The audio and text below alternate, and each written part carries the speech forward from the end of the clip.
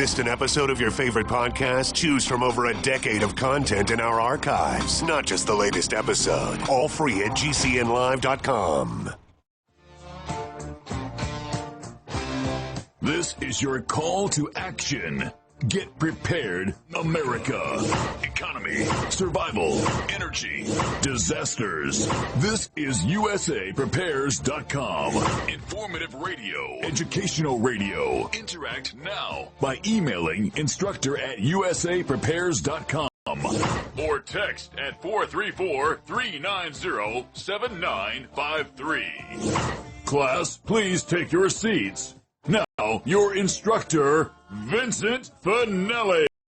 Everyone all set, cocked, locked? Here we go. Your dial set correctly to USA Prepares. Thank you for being in class with us today. We're broadcasting 2 hours a day, 5 days a week, 9 a.m. through 11 a.m. Central Time. And during that time, you're invited to call if you'd like to. We'll pay for it. 866-582-9933. 866-582-9933. Telephone listen line from Global Star. Thank you, Global Star. 712-770-9418. 712-770-9418. Ron Gibson channel on YouTube and on BitChute is available. And it's the Ron Gibson channel 2 for USA Prepares on BitChute. BITCHUTE.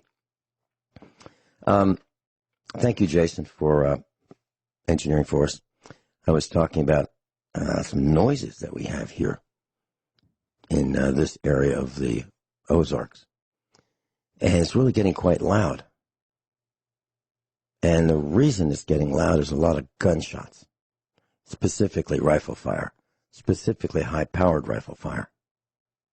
And the interesting thing is if you really pay attention as you drive around our neck of the woods here, our temporary neck of the woods, you'll see targets, a piece of plywood with targets stapled on, little dots for the center of the target. And the farmers are sitting in their homes shooting down at the targets. And the targets are at the beginning of their driveways. So they're shooting from their houses toward the beginning of their driveways to sight in their rifles. I wonder why they do that. I wonder why they put them there. Anyway, that's what they do. Maybe they're expecting something. So, don't be laughing at the United States of America. We're number one. We are number one. We used to be number one, and we kind of lost it, but we are back in the saddle again, and we are number one. Now, we're not number one in homosexuality,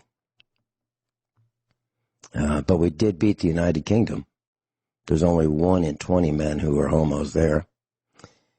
In the Philippines, it's 1 in 16. In the United States, it's 1 in 12. One homosexual man out of 12 people in the United States. France, they beat us. There's 1 in 10. Canada beat us, 1 in 9. Italy, can't believe it. Italy, what a disgrace. 1 in 8. In the Netherlands, number 1. 1 out of every 7 men is a homo, according to what I read on the internet in the Netherlands. So here's an interesting thing. We're not number 1 in another area, but I will tell you where we are number 1. So in mathematics, we are number 37. Number 37. And number 1, of course, is China. And Singapore is number 2, and Macau is number 3, Hong Kong number 4, then Taiwan, Japan, Korea, Estonia, the Netherlands, Poland. These are all countries who've beaten us in mathematics. Switzerland, Canada, then Denmark, Slovenia, Belgium, Finland, Sweden, United Kingdom beat us. United Kingdom beat us. Norway, Germany, Ireland, Czech Republic, Austria, Latvia, France, Iceland, New Zealand, Portugal, Australia, Russia, Italy, Slovakia, Luxembourg, Spain, Lithuania, Hungary, and then number 37, the United States. Now, in science, we did a little bit better. We are number 18, beaten by China, Singapore, Macau, Estonia, Japan, Finland, Korea, Canada, Hong Kong, Taiwan, Poland, New Zealand, Slovenia, the United Kingdom beat us again. Netherlands, Germany, Australia. Number 18, United States. Now, in reading, we did the best. Well, not the best in the world, just the best in comparing reading, science, and mathematics. We were number 13 in reading, beaten by China, Singapore, Macau, Hong Kong, Estonia, Canada, Finland, Ireland, Korea, Poland, Sweden, New Zealand, and then number 13, the United States. But we are number one, and I'm sure we're really proud of it. We are number one in the number of confirmed cases worldwide of the coronavirus. Several weeks ago, our president, Donald Trump, announced in a press conference that there were 15 confirmed cases of the coronavirus in the United States. Today, 86,000. There were 15, 1-5. Not 1,500, not 15,000, 15. Plain old 15. Now we have 86,000 cases of the coronavirus in the United States. Okay, so how many were there yesterday? 79,000. 79,000. We jumped 7,000 cases overnight. So we now lead the world in confirmed coronaviruses. Now, how is that possible? How is it possible we could come from so far behind to moving up so quickly? Well, here's my thoughts. Number one, we didn't have the number of test kits in the United States, and we said that here. We said that once the number of kits comes out and are available and people start getting tested, and if the results are accurate, the number of infectees, it will increase dramatically, very, very quickly. And that's one reason I believe that the number of cases has increased so quickly, because we're now testing people. Now, that means that it's growing quickly, yes, but it also means that there are a lot of cases here. So if you thought, well, shoot, it's okay because I've been walking around 3 weeks ago and, glad handing and pushing shopping carts and people sneezing on us, and that's okay. It's not okay because a lot of us were infected from those activities. So that's one reason. Another reason is because it's spreading and because it's real. I read a report that says, I can't believe some of the things that I read and hear in the media, that the coronavirus is not very communicative. It's ridiculous. Absolutely ridiculous. There's, that Prince Charles has it, right? We mentioned that this week. And Britain's prime minister tested positive, Boris Johnson. He's got it. So now we've got the prime minister and we have Prince Charles. And I believe, now I don't have any reason to believe this other than just my intuition. I believe the Queen has it as well, because she was exposed to people who have tested positive for it. Very sad. So the glad handing, the dinners, the state dinners, these parties and things like that, meet and greets, what the wealthy do, has enabled them to transmit the virus far and wide. Here's another thing, why I believe in the United States the numbers of infected cases continues to increase. Because I think we are pretty close to being number one, if we are not number one, in GDP. So you have wealthy people who have more money than brains. They hop on airplanes. They fly around. They go to meetings and conventions and conferences and training sessions and so forth. And they go to see the mouse on both coasts. They fly to see their relatives, and they have weddings, and they have confirmations and bar mitzvahs and bat mitzvahs, birthday parties. They have enough money to go waste it on travel like that. You know, we use the phone. Happy birthday. Weddings. Weddings are ridiculous to me. I think it's crazy to have a extravagant wedding, spend $10, $20, $30, $50, $100,000 on an afternoon. And everybody brings presents, costs a fortune for whoever's putting on the show. And in today's world, a wedding can get you killed, right? You can get 1,000 people killed initially. So I'm really fortunate that we don't get invited to weddings. I did attend one. And that was a pretty interesting experience. It was a wedding in the city, and it was a friend of ours. And it took me a long time to decide if I was going to go, and Mrs. Finelli would go. Why? Because it was not a union in a traditional sense. It was one of those homosexual weddings. I thought about it, and I really didn't want to go. The only reason I did go was because of the father of one of the brides.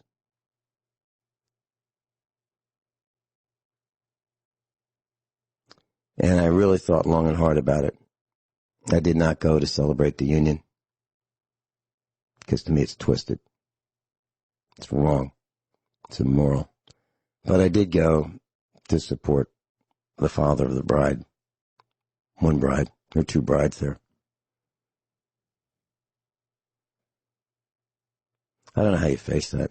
How do you face, your child growing up and saying, "Hey, Daddy, Mom, guess what?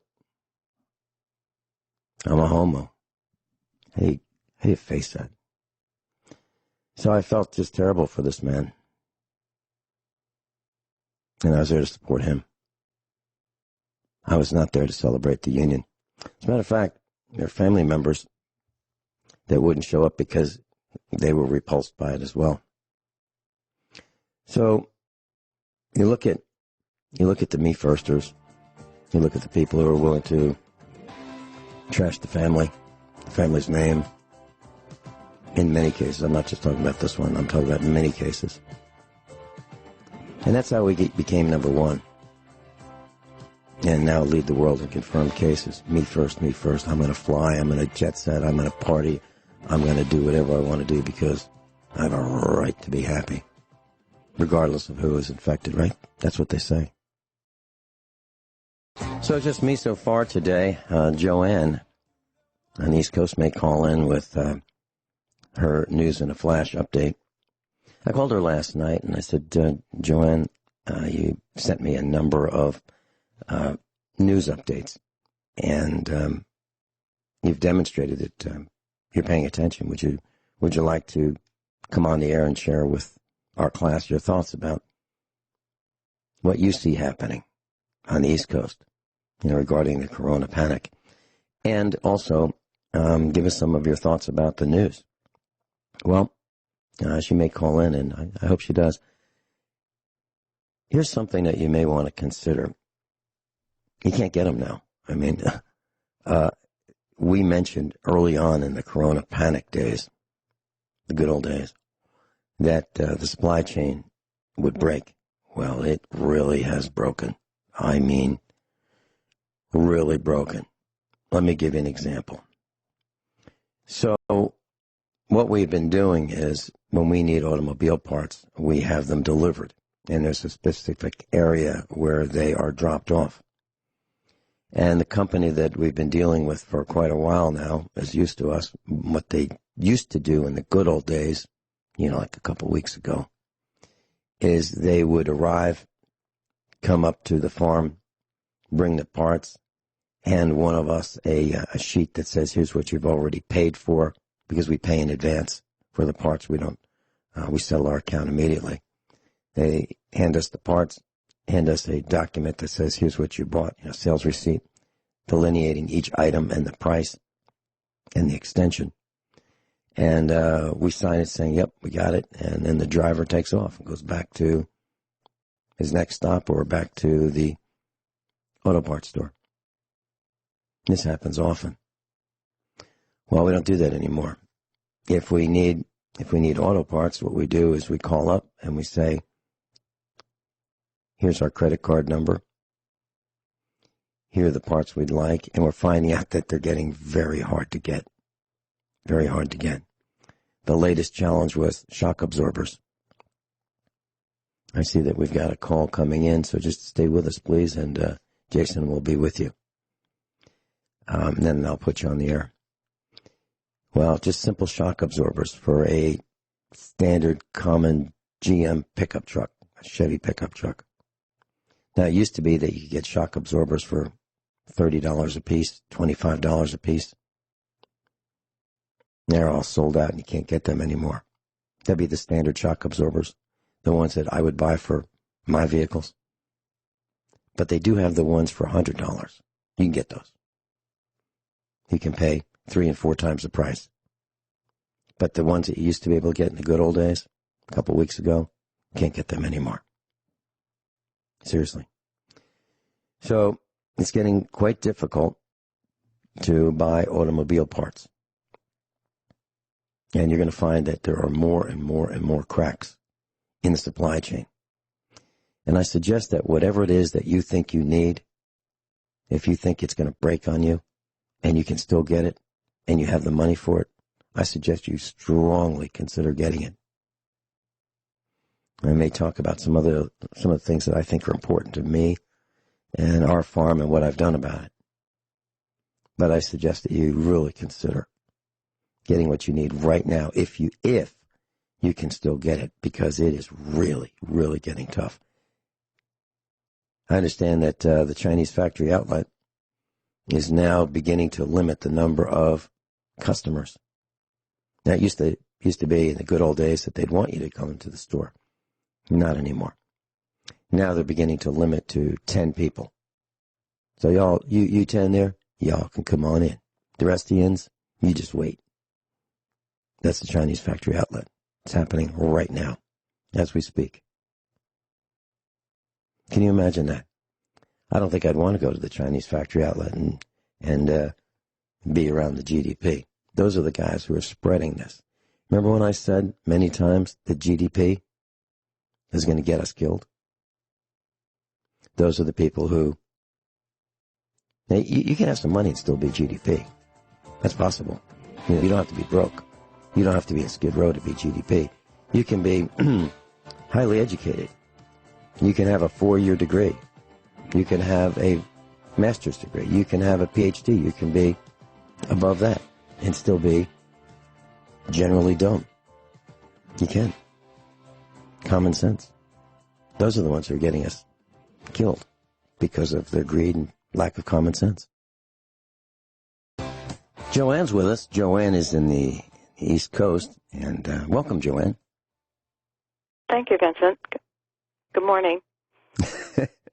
Good morning. I wanted to mention that I really appreciate you coming on the air and sharing your thoughts. It's delightful broadcasting with you. Class Joanne is one of our newest instructors, and she passed her ham technician's test, and she was on the air with us telling us what that was like with Gordon West recently. And I received your email of the 26th, yesterday. And in your email of the 26th, you have a report that Fox News reported in the United States 65,000 infected people in the United States. And that was yesterday in your email. Correct. Today, I reported that there are 86,000. Correct. That's, 1 day later. Yeah. And that's a delta of 21,000. So for those who are thinking that, no, this isn't really infectious, I got to tell you that the numbers are growing, and we talked about why they could be growing. What are your thoughts? I do think that they're growing, and part of the reason, as you noted, is they're probably testing more for it. And I also noted in doing some quick research this morning that the numbers will vary depending on the source consulted. So, look at what the local news is saying, and then CNN and some of the other sources. And so, don't hold me to the numbers because it will vary. And, of course, it's a moving target, so things will continue to change on a moment-by-moment basis. Mm-hmm. Yeah, I know and I've been using the term, the good old days. It's like, it might have been 20 minutes ago, the good old days, depending on what we're talking about, because the news is changing so quickly. It's very difficult to keep up with it. And I mentioned a number of times on the air that when the university calls me and they're begging for money, they want me to give them money because they think that their endowment is, a couple $100 million short. Well, I always ask them, this is about my refund, right? Because I had been thinking that my education in economics and finance was irrelevant. Well, I have to tell you that now, in the last couple of weeks, my education from the early 1970s through the latter part of the 70s is now relevant, because now people are reacting in the marketplace the way I was taught they would. So now I understand economics. But before, with all the manipulations, I couldn't figure it out. Nothing made any sense to me, which is why I said this is about my refund, right, when they would call me. But now I understand it. So the marketplace is in some ways reacting. Of course, the Dow Jones is manipulated. The New York Stock Exchange is manipulated. Gold and silver are manipulated. We all know that. Correct. But when you see what people are doing, that makes sense based on what I was trained. So what is your take on what's happening? What do you see happening on the East Coast?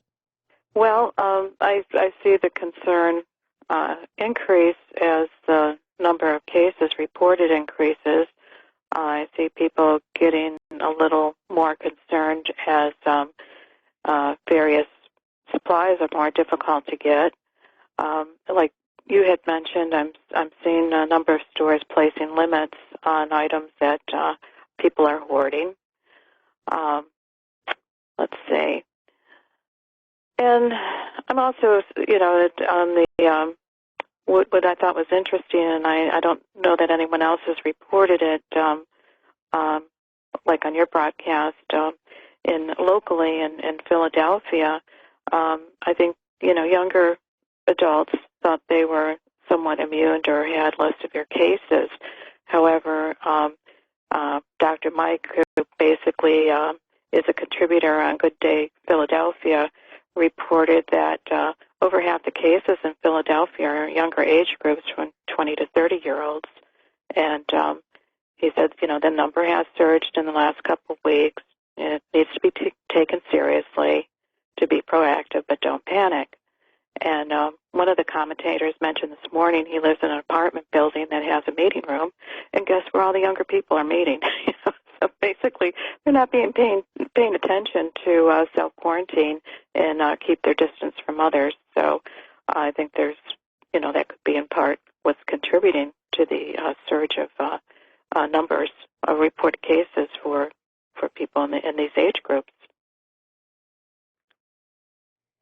On Monday, there was a report on Zero Hedge about how thousands of young Americans laughed off the warnings of locking down, self-quarantine. They partied on the beaches in Florida during spring break. And there was this guy who was the poster child for, and there's a new term, COVIDiot. Okay, C-O-V, as in coronavirus, idiot, COVIDiot. And this guy, this moron, my words, said, if I get corona, I get corona. At the end of the day, I'm not going to let it stop me from partying. End quote. And he said, we're just out here having a good time. Whatever happens, happens. Now, this guy was in Florida, and he was partying away, and at least 5 people, at least, and I don't know what the latest number is, I'm sure it's way more than that, who were there, attended the University of Tampa in Florida, and spread it. These are the people who, if I get it, I get it. But what they are carefree in their own small minds about the greater picture. Maybe their grandparents, maybe their parents, maybe their brothers and sisters, maybe even their friends.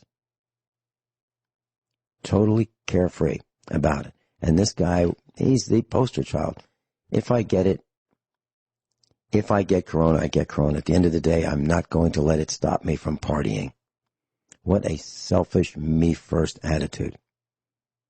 And I agree. I think people need to take precautions, and like you said, it's not only are they, potential candidates for infection, but then they're going to bring it back to their families and possibly elderly relatives, and how are they going to feel if they lose a parent or a grandparent as a result of their carelessness.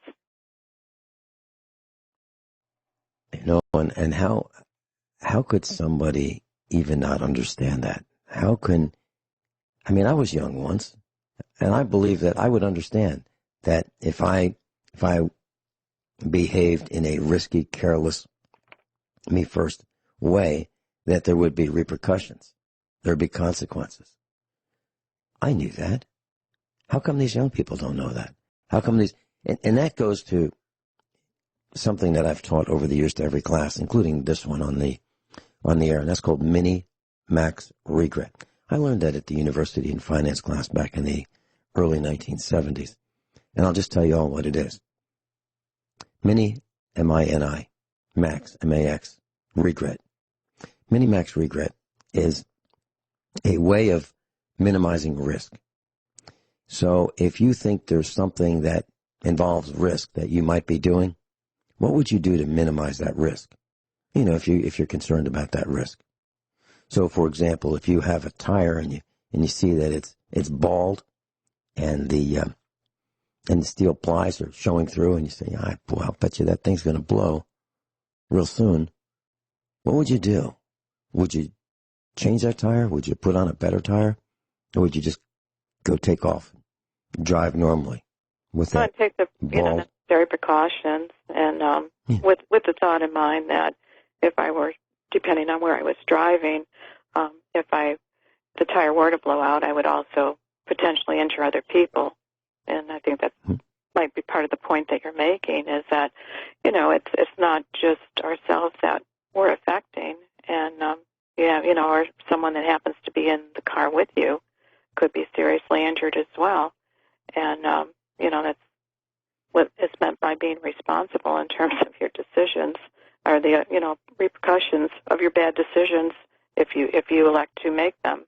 So, and another really simple example of mini-max regret, and this applies to just about everybody who is in a vehicle, car, bus, pickup truck. So if you're traveling down the highway, and this is the example that I use most often, if you're traveling down the highway and some pickup truck flies past you, and there's a ladder in the back of it, and that ladder's hanging out the back, and it looks like it's not secured, and you don't see any visible signs of being lashed down with a ratchet strap or 2 or 3 as we do, and they're flying in the fast lane where there's more wind going against that ladder to lift that ladder out of the truck. That guy passes you and then pulls in front of you. What do? Well, with mini-max regret, you immediately, safely back off. So if that ladder does fly out of the pickup truck by the gust of wind from that 18-wheeler that is going to pass him, you back off, and when it's safe, get around him. And the reason you back away is it'll give you more time to steer around that ladder flying off the back of the pickup truck into the road in front of you.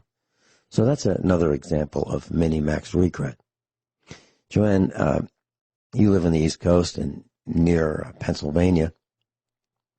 There's a story about this shopper. Well, I don't even know if shopper is the right word. This person who entered a supermarket and coughed all over the produce. Did you read that? That was reported in the local news, and since it was reported yesterday, I haven't heard any more about it on the news this morning, other than that, they had to throw away a lot of food. And, it's just a very irresponsible, ugly thing to do in terms of what we're currently faced with. So I don't know what would provoke someone to do that, but, just another example of irresponsible behaviors. So if you've noticed, class, meat is in short supply. There are people who are buying up everything available in meat. And this particular supermarket threw away all their meat, all their produce, because this selfish me first, look at me, moron decided to cough intentionally cough. Now, what I didn't hear was that which supermarket. Now, think about this. Let's say you were the owner of that supermarket, class, and someone did that, and you had to throw out $35,000 worth of produce and meat. Not because it went bad, it's because somebody just walked through the door and decided to have fun and infect it, possibly. We don't know if this person was positive or not with corona. We don't really know. I believe the report was that the person was not showing symptoms. We'll be right back. Joanne's with us, and she's on the East Coast, and we're talking about our observations and what we have learned by our research about the corona panic. And one of my favorite actors is a man by the name of Lenny James. I wish he wouldn't wear that earring in his left ear, but it's kind of a hoop. I wish he wouldn't do that, but he does. And he was in Jericho. He was also in The Walking Dead. He was Robert Hawkins in Jericho. And Jericho is a work of fiction about nuclear bombs going off in the United States and the aftermath, and what happened with the townsfolk and the neighboring townsfolk, and the social interaction, and the strife, and the dishonesty, and the lying, and the cheating, and the manipulation, and then the good things too. It's like, what would it be like if everything stopped? Kind of like what's happening now. Everything's starting to stop. It's getting harder to get parts. Well, and food. Well, Lenny James had a line, and I'm paraphrasing it, and this was right after they realized that there was a detonation. And he just said, just wonder what it's going to look like in the morning. And that happens to me. I wonder what it's going to look like in the morning. I wake up in the middle of the night, and I want to know before the morning what it's going to look like in the morning. And I read the news. And then I go back to bed, and then I wake up again in the middle of the night later, and I read the news. And then I wake up again, and I prepare for the broadcast, and I read the news. And it's changing. It's changing very, very quickly. Here's how quickly it's changing. A few days ago, I reported here at USA Prepares that Amazon had 10 warehouses where employees were infected with the coronavirus. So they were handling packages, your packages, because since you're not going to the stores, you're buying from Sam's Club and Walmart.com and Amazon, right? And other sources. But those are the big ones. Maybe Costco. as well. Those would be the big ones. Well, 6 of their warehouses were infected. And I reported that. About an hour or so later, I ended the broadcast, checked the news, and there were 10 warehouses. Now, I don't know how many there are now. Maybe more than 10. Joanne, any comments about that? How fast this is moving and the infected packages? I think people should take appropriate precautions, of course, and it is cause for concern. I noticed in part of the news I got this morning that the New Jersey hospitals are in need of more protective equipment, and they're reporting critical shortages of medical supplies. And Trump actually approved a disaster declaration for New Jersey.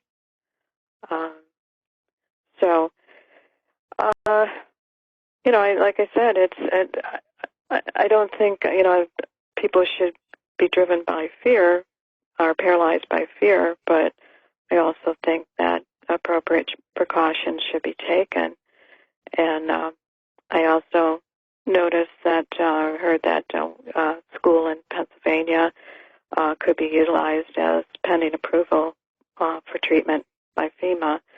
So now they're looking for additional locations for various types of treatment, whether it be testing or other care to be given. And what's interesting is Cooper Hospital is a well-known and regarded hospital in Camden, New Jersey. And they're actually engaging in an experimental treatment for one individual that came down with COVID ID. And it's basically they're going to attempt a plasma exchange for people that are critically ill and see if the antibodies of the individual that they're taking the blood from that has infected and survived coronavirus. So they're already taking additional measures in different ways for the treatment of it. And so I think that's positive. And just like the local stores, we have a convenience store in the area that basically have painted lines like 6 feet apart for people to stand, or letting people in their store one at a time. And just practicing measures that hopefully will reduce the probability of being infected. And and there are images on the internet of stores that are putting up plexiglass panels. So visualize this, class. This is in the good old days when you were in the checkout line and with the little rubber conveyor belt, and you put your grocery items on there, and it would move toward the cashier. Well, now there's a wall of plexiglass between you and the cashier, just in case one of you sneezes or coughs. Joanne, can you stay with us for the next hour? Okay, great. Class, if you'd like to call us, we'll pay for the call, 866-582-9933, 866-582-9933. And please let us know what you see, if you want to share that. What's happening in your neck of the woods? Joanne and I will be right back after top of the hour news and commercial announcements. Everyone all set? Cocked? Locked? Hour number 2 of USA Prepares. Joanne's with us. Joanne, you might find this quite amusing. That I just went to TalkStreamLive.com, and they don't have the number of listeners, but they rank in position order 1 through, let's say, 100 broadcasts that are running live right now. WABC Radio, New York City, 77 WABC, is 2 slots ahead of us. That's amazing. That's the big league. WABC is the big league. They're a 50,000-watt flamethrower in one of the largest cities in the country. And what this is telling me is people are interested in the real story about the corona panic. I want to share with our class something that I know that just connecting the dots of what you said. You mentioned Camden, New Jersey. Now, Camden, New Jersey has a very famous manufacturing company there. Actually, you might even call it a kitchen, a big kitchen. Campbell's Soup.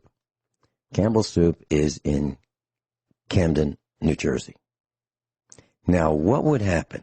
I'm not saying this happened. I'm not saying this happened because I have no evidence that it did. But this is just a hypothetical situation. What would happen if a company such as Campbell's Soup had an employee that became infected? Or let's say Frito-Lay company. Well, actually, Frito did become infected. Well, they had an employee that was infected, right? Boy, would that be terrible. Because then you wouldn't know. You wouldn't know what to do, right? It is a concern, but I already, have learned that a number of companies in the area are taking measures to check people at the door before they come into work, taking temperatures and things like that.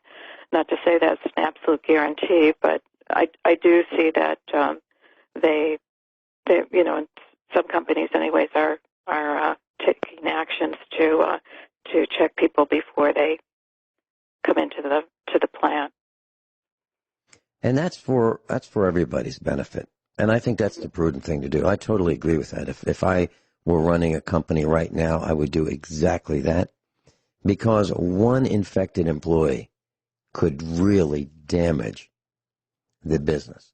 Just like as we talked about that supermarket where that moron came in and coughed on the produce, and they had to throw out $35,000 worth of fresh food, which is a sin. Okay? That if they name that, and I'm glad they did not name that because the company did the right thing and discarded the food, but that's a sin. But if they had named it, that company might not ever recover. Yeah, because it's reckless behavior, and basically they're having to deal with the situation after it occurred, and so I think that they took appropriate actions, and like you, I hate to see so much food wasted, but at least they're not taking any chances, so I have to give them credit for that, for sure.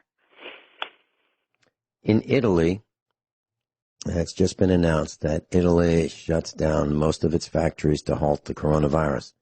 Now they're going to lose an enormous amount.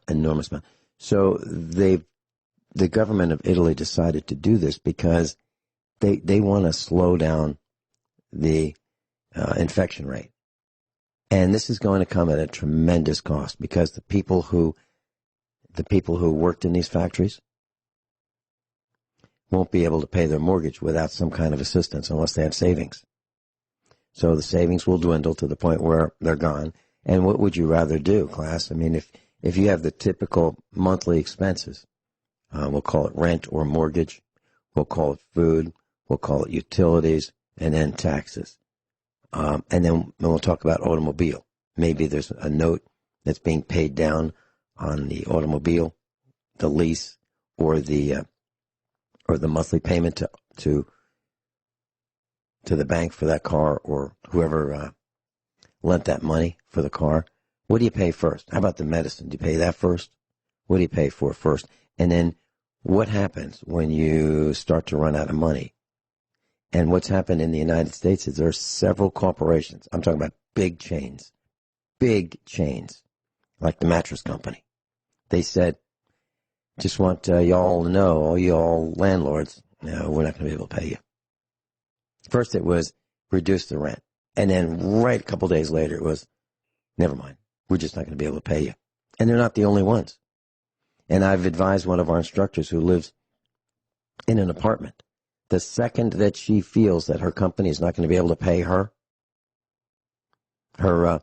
weekly or monthly compensation, to immediately go to that landlord and say, look, I just want you to know I love it here, and it's been wonderful, and you guys have been good to us, and I lost my job, and I'm not going to be able to pay you.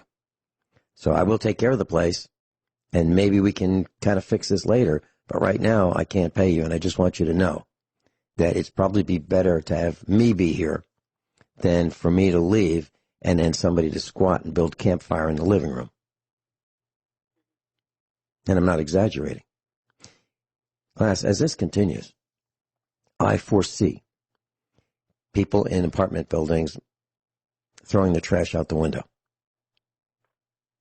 I believe that we're going to have bags and bags and bags of trash in the front lawns of these apartment buildings. I believe it's going to happen. I don't see any other way. Because if people are self-isolating, self-quarantined, or they're quarantined by the government, the local, the county, the city, the state, the feds, what are they going to do? What are they going to do with that trash? It's going to rot and stink. It's going to go out the window. I'm not recommending it, but I see that. Joanne, do you have any thoughts on that? Yeah, I think a lot of people are going to be impacted. However, I did read, so far, I think they're reporting, unemployment increases, something to the effect of 3.3 million throughout the U.S. However, New Jersey reported that there's 3,500 job openings, which of course isn't even close offset to it, but some companies are switching gears in terms of what they make or manufacture and are trying to support the needs of the communities with respect to protective masks and things like that. And so it's, there are some positive things happening as a result of it in terms of different individuals and companies making an effort to help and try to improve the circumstances. So, I realize that it could get very serious, but there's, in the news there's positive things being reported. Celebs, for instance, that are donating hundreds of thousands of meals or dollars to for hungry people in Los Angeles. Kanye West. There's volunteers in the area that are helping deliver meals to people that can't get them themselves and are impaired. And so I worry that, but is there also an underlying objective in terms of what's going on? So I'm trying to just balance and make sense of it all. So, just some of my thoughts on the topic. I hope that people take the appropriate precautions and we can halt what's going on. But I'm already hearing cues in terms of it could start up and get worse in the fall again as it gets cooler. So I just, I'm concerned about what's going to happen, like you, and I hope it doesn't get any worse. But some of the indicators you're seeing are not good. Vince? Yeah, that's right. And right now it's overcast, and we've seen the chemical spraying in the sky, and it hasn't really stopped. We had one nice day, and I can tell the level of the solar activity from the sun very easily, what reaches the earth, because I can go and look at a meter, and it will tell me just how much sunlight has hit solar panels. And I can look at today and yesterday, and I can go back, and we had a record day a few days ago of sun. But that was just one day. Right now, in the last couple of months, we haven't had enough sun to even produce enough electricity to run the farm. We have enough panels, but we didn't have enough sun. Mm-hmm. And if we had more sunlight, if the spraying individuals, whoever's authorizing these chemical sprays, if they'd stop spraying, we'd have more sunlight and more disinfecting of the corona panic. Okay? It would be reduced, but no. Whoever is in charge of spraying is still authorizing the spraying and the reducing of the sunlight, which reduces the ultraviolet, which allows the panic to continue getting worse. And you mentioned 3.3 or so million jobless in the country. So we have a Treasury Secretary who should be removed from office for one simple statement. This guy is unbelievable. Now, his name is, I call him Steve Munchin. I think he pronounces it differently. But here's how you spell his last name, Mnuchin. Kind of looks like Munchin to me, but I've heard it Mnuchin. But anyway, this guy says that the record 3 million new unemployment claims are not relevant because the president is protecting people with checks in 3 weeks. So allegedly, people are going to get checks. And 3 million unemployed people is irrelevant. Now, can you imagine where did that guy go to school? Where does that guy go to church? What kind of background does this guy have to say that 3.3 million people recently unemployed as a result of the corona panic? That's irrelevant. Well, I got to tell you, it really is relevant because that $1,200 check, if it ever shows up, because it was any day, next week, 2 weeks, 3 weeks, 2 weeks, 3 weeks, maybe soon, maybe now 3 weeks. This has been going on for about a month that it's any day or 3 weeks or 2 weeks. And now it looks like it's 2 weeks after a month. So don't depend on the government. I mean, they prove that they are incompetent. They prove over and over again they reverse their position. Even the president reverses his position. He says we need a lockdown. No, we don't. Yes, we do. Maybe I overreacted. Maybe we don't. That's what's happening. And don't believe anything that you hear from government. Don't believe anything you hear from anybody, including us. But to say, you can believe this, though. You can believe that the Treasury Secretary, Steve Mnuchin, saying that 3.3 million unemployed people as a result of the corona panic is irrelevant. That's nuts. You can believe that that's nuts because he has no clue. And he's the number one guy in charge of the Treasury.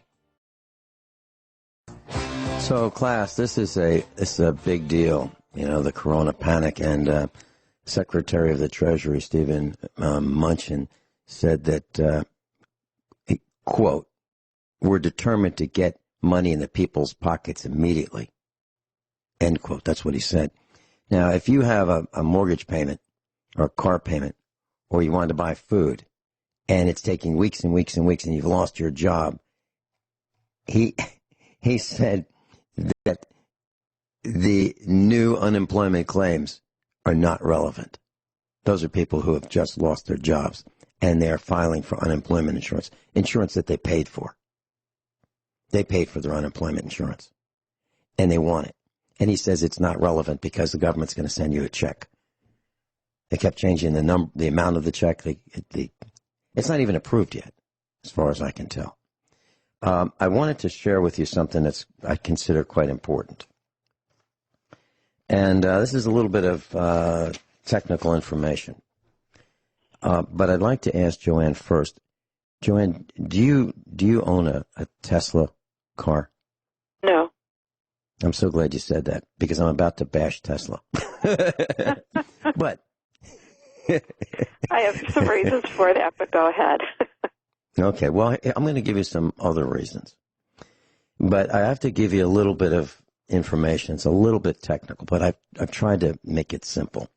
Now, this applies to all automobiles and trucks, okay, that use lead-acid batteries. So, if you were to pop the hood on your car, it's like 99.99999% chance that you have a lead-acid battery. It's almost guaranteed. Whether it be a pickup truck, a new one, an old one, it doesn't matter. You have a lead-acid battery.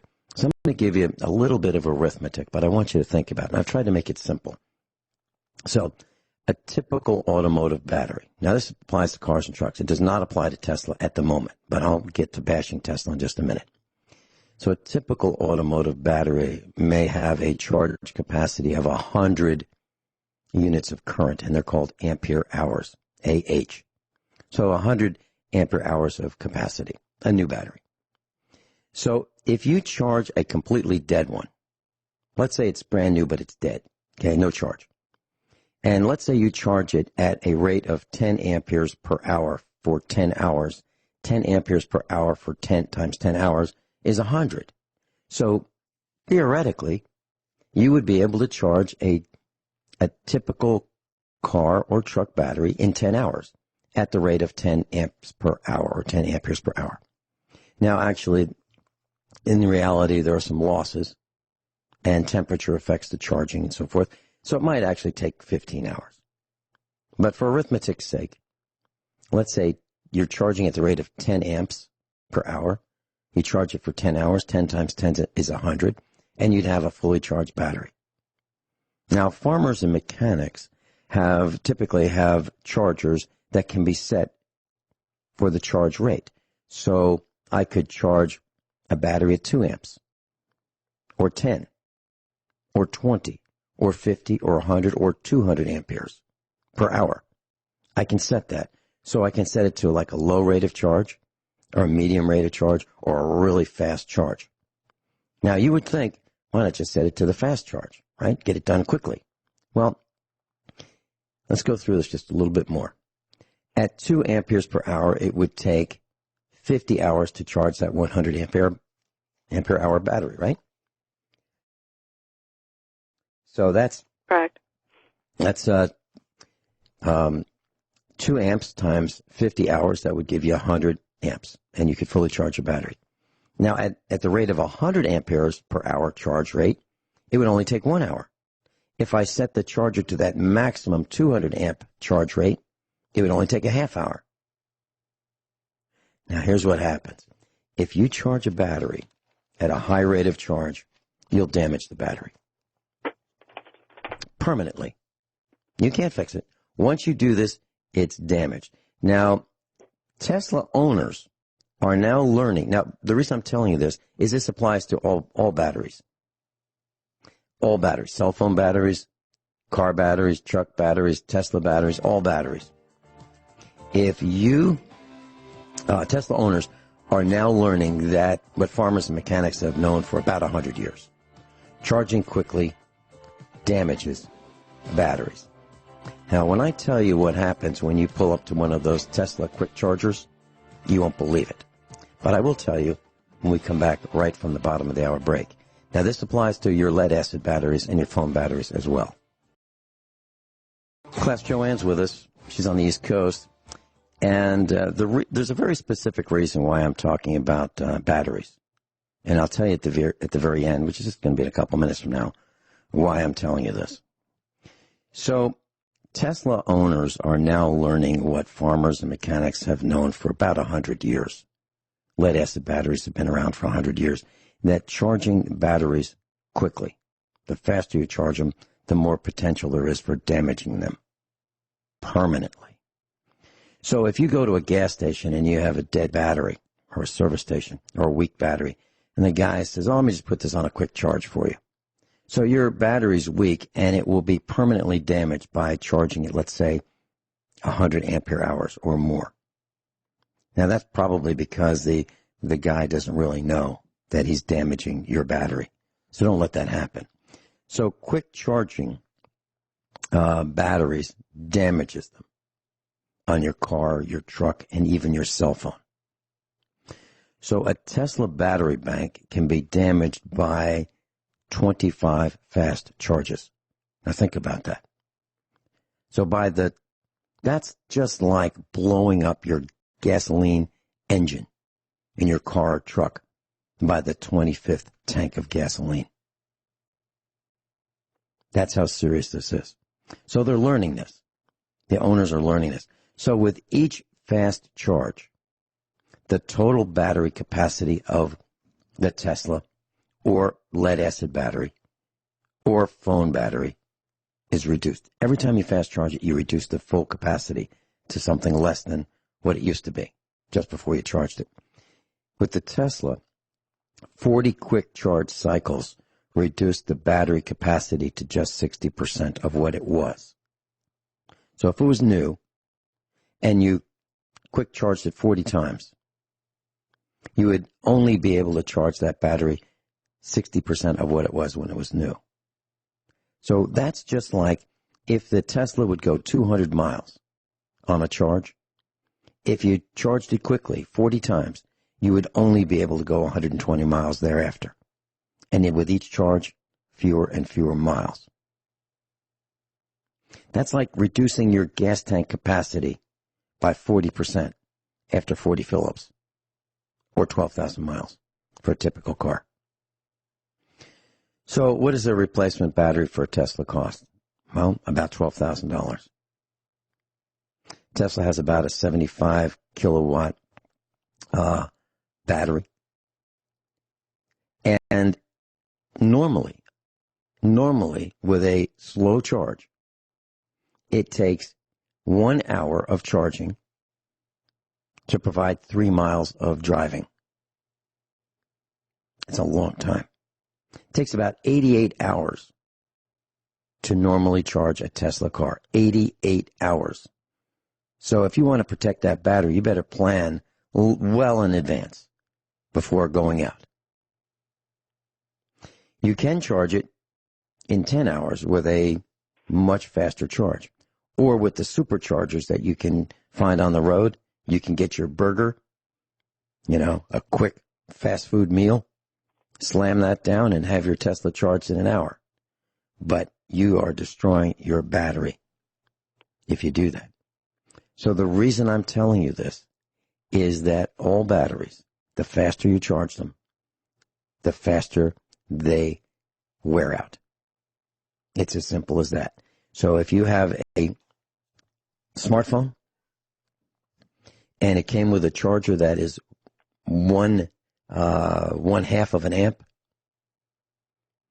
and you get a replacement charger at the Chinese factory outlet or the internet or the dollar store, and it's a fast charger and it charges at 2 or 3 amps, you're going to kill that cell phone battery in probably 6 months. And of course, if you look on the back of them, you'll see how easy they are to open up and replace the battery, right? You just undo those screws. Except there aren't any screws. There are no screws. And Apple will charge you close to $100 to replace the battery. So that's why I wanted to tell you that you need to be very careful how you charge your batteries on your cell phones and on your vehicles, especially the ones that most of you have, which would be a lead-acid battery in your gas or diesel-powered car. Because I believe that as we go down this road of the corona panic, you will see fewer and fewer batteries available for everything. Phones, cars, trucks, etc. The batteries for your phones are made in communist China. We still make batteries, lead-acid batteries in this country. But as people get sick and they don't work at the factories because they don't want to be around other people that work at the factories, there are going to be fewer and fewer batteries available. Joanne, do you have any comments about that piece of information about batteries in general and charge rates? I'm certainly no expert on the matter, but I agree with what you're saying because I know that one of the things I was told by someone that has some knowledge about how batteries work on my cell phone, for some reason he recommended, at least for the first couple charges, to let it charge as far down as possible, then recharge it. He said that will help save the life of the battery for your cell phone. And I did notice that I did get one recently, and my old one I could take apart and replace the battery, but I can't with the new one. And also, with respect to electric cars and hybrids, that was my thought process when I was deciding to buy a new car 11 years ago, was I did a cost analysis in terms of, one versus the other in terms of cost and savings and what it would cost to dispose of the battery. And I had a friend that had a Prius, and she let it run out of gas, and she was able to run on her battery a little bit, but it destroyed the battery, so she ended up having to replace her battery as well. So they're not as what they're cooked up to be. And then my other thought, too, is, the people that are so much into this green initiative or agenda, where do they think the power is coming from to charge these cards? They're basically coming from oftentimes fossil plants and things like that. So they think they're doing, if you're following that program, but it really doesn't make sense when you start to factor in all the variables. I was pumping gas. I was pumping gas several years ago at Sam's Club in in the good old days. And there was a guy at the same pump up, but on the other side, and he had one of these hybrid vehicles. And I said to him, I did my Columbo. I said, I thought they didn't use gasoline. Now, we were in Springfield, Missouri. He said, well, I've got to go to St. Louis.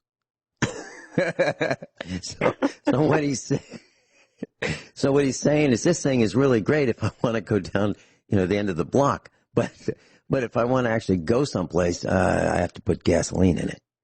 And you're absolutely right. The hybrids are really, really sophisticated, really, really complicated. And, it's not for me. As a matter of fact, I don't know of a technology yet. I mean, Elon Musk says he's got one, but, pickup truck that can have the torque to pull a trailer. You can have a vehicle that looks like a pickup truck, but can it really pull an 18,000-pound trailer the way we do? We'll load a tractor on. We have a gooseneck trailer. It's 26 feet long, and we've had it for a long time. And it takes a diesel engine and a lot of torque to pull that darn thing, and it's really, really heavy. So here we have, people thinking that, hey, let's just have an electric truck. You don't see electric tractors because you can't put the fuel density or the energy density in a battery in a tractor that is practical at the moment. Now, there are electric trains, and they work great. Subways are electric, and they work great. But that's because they're connected to the power lines. The rails are electrified for subways, okay? And there are trains that are electric in cities, and they really work great. They don't make a lot of noise. They don't smoke like diesels, but they're connected to the grid. It's not like they're battery powered. So there's a false set of economy, and I'm glad you went through that when you went to buy your vehicle. And that's the kind of thing I would do that with buying a printer for my my computer. I would look at, when I click print, how much does it cost? How much is the sheet of paper? How much is the printer? And how much is the toner? And It used to be that you could get an inkjet, a Hewlett-Packard inkjet, for a very low amount of money. But if you got one of those little cartridges to put ink on the paper, now that would cost you $40. So the cost per page was really high with an inkjet and really low with the laser. Of course, the laser would cost you a little bit more in the long run, but I still have the laser printer that I had probably 20-something years ago. It's still working fine, and I don't buy cartridges for it. I buy the toner refills for it. I learned how to do it, and I haven't bought a toner cartridge in 20 years. Yeah, so you can do that yourself. Sense. That makes perfect sense. Yeah. I know I have a few books in a digital format, and I was looking at that one day. I thought, because sometimes it's difficult to read it on the screen, or it'll skip around and you'll lose your place. And I thought, I'll just print it out. But then I said, when you look at what the cost is per page, I said, it's cheaper just to order the book. So. Right, I don't know. Yeah, that's correct. That is correct. Now, I don't know the current pricing and value, but the printers that I bought years ago were made by Samsung, and they have been rock solid, stable, absolutely great. Hewlett-Packard, I can't say that they lasted as well and handled the paper as well and didn't jam as much. Hewlett-Packard was not as good back when I bought ours. And I don't know what the current situation is with printers, but years ago, and you can still buy the Samsung printers used on eBay. I wanted to mention this, and we've got Robert in Kansas will be right with you, probably after the break, Robert, because I have to. Having two calls at the same time is a little bit difficult, and we may get some distortion. So I've got to figure out how to do that. But we'll get to you right after the break. Sam's Club. So middle of the night, I got up and I thought, you know what? A staple. I'll bet you a lot of people buy Velveeta cheese. Now, I'm not recommending it, and I'm not recommending it. I just think people buy it. So I went to see if Sam's Club had availability of 1 pound block, 16 ounces of the standard brick of Velveeta cheese. It's on sale at Sam's Club, $2 off, but you can't buy it. They're out of stock. They're out of flour for making bread and cookies. They're out of yeast to bake bread, cookies, etc. So you can't get Velveeta flour, yeast. So I thought, you know what? I'll bet you people want tea bags. So I was looking on the internet for tea bags. Just try to find them, class. See if you can find tea bags. They're out of stock. Lipton's chicken noodle soup and the packages, like 2 packs in a little tiny box. Used to be, a little over $1. I think I found them like $30 at Amazon. $30 for a box of soup. And you can't get Hearst's ham beans, that Cajun 15-bean soup. Can't find that either. Robert will be right with you. Joanne's with us, and Robert's with us. I just want to say one thing before we go to Robert. As of Thursday, 7 states, including Delaware, Massachusetts, Michigan, New Jersey, New Mexico, New York, and Washington, have issued orders for gun dealers to close up their shops for the foreseeable future. Close their shops. As of yesterday, Delaware, Massachusetts, Michigan, New Jersey, New Mexico, New York, and Washington. Get ready. It's going to get worse. Robert in Kansas, welcome. Good morning, Vincent. Thank you for taking my call. I was on the phone last night with a gentleman in South Korea. I used to be stationed in South Korea in the Army, and I remain friends with a few people over there. And he had a story about the coronavirus so wild, Vincent, I had to call you and share. Do you remember, Vince, when the Ukrainian neo-Nazis went to Hong Kong to help the protesters? Do you remember that? Share with us your story. Give it in a capsule because I don't want us to run out of time. Okay. Go ahead. Well, the Ukrainian neo-Nazis went to Hong Kong, and on the internet, what they call it is they Jew-pilled the Hong Kongese. And so basically the people who sit above the Communist China Party, the Chinese Communist Party, are a bunch of Jewish bankers, basically, the same people Hitler fought. And when they went over there and they did that, they gave them this information. Well, that information traveled up into China, apparently. And part of this is all and then apparently he thinks that Israel, because Israel already has a vaccine, they already have all this stuff around the coronavirus, and they're also not signatures to the Biological Weapons Convention, that they release that virus and then use the Communist Party to crack down on those people who were discovering the truth about the bankers who sit above the Communist Party and actually are the ones who caused that country to be destroyed by communists. And he thinks that's what it is people were actually finding out about these bankers and stuff like that, and they had to crack down on that. That's his theory. It's amazing. What's your thought? What's your theory on it? Well, I don't know, Vincent. It's wild that it could be that complex, that you had the Chinese people waking up to who actually controls their government. It's not even Chinese people, it's Jewish people. And if they wake up to that and revolt against it like the Hong Kongese were doing, then they could lose the country. So this was a response, I guess, to the Chinese waking up and starting to resist. They had to come and crack down. And then you hear that 20 million of those cell phone accounts are now missing, when I guess in China everything you do is on your cell phone. So those people are probably rounded up and gone. And so we don't know what that really means. I've had this discussion off the air with some of our instructors. It could be the economy is so bad that those people, some of those 20 million or 23 million, as I've heard, can't pay their bills because they've been laid off. The factories have closed. It could be that they've been executed. It could be that they've gone underground, or all of the above, and maybe even other reasons. We really don't know, but that's speculation. And my position here at USA Prepares has been very simple from day one. Regardless of who done it, we have to survive it, and we can go searching for who to bash. We can do that. I suggest that we wait, keep Lucille in the closet for after we survive this, and then take Lucille for a walk and see what happens. That's what I suggest. Yeah, I just wanted you to hear that theory, and thanks for the time, and good show today, and enjoy your guest. She's very informative, and glad you're still on the radio, bud. Well, I don't. Thank you, Robert, but I don't know how much longer we will be on the radio.